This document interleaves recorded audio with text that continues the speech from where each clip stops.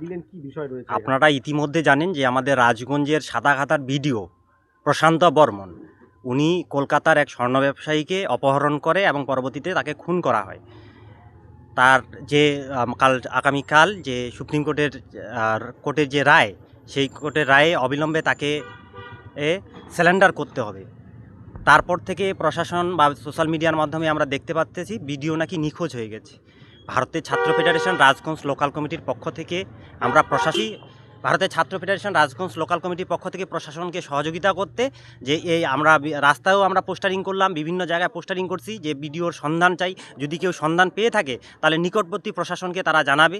এটাই আমরা সহযোগিতা করলাম আর ভারতের ছাত্র ফেডারেশনের পক্ষ থেকে প্রশাসনকে। ভিডিও কি আসছেন না?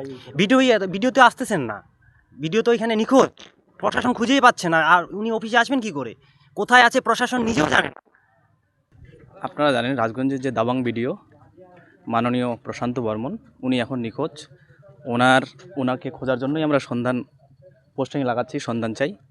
উনি যেন অবিলম্বে তাড়াতাড়ি ফিরে আসুন, আমরা যেন ওনাকে ধরতে পারি। একদম দাবাং ভিডিও যে এলাকায় দাবাংগিরি করে বেড়াতো, সে এখন নিখোঁজ, একদম নিখোঁজ, তাকে খুঁজে পাওয়া যাচ্ছে না।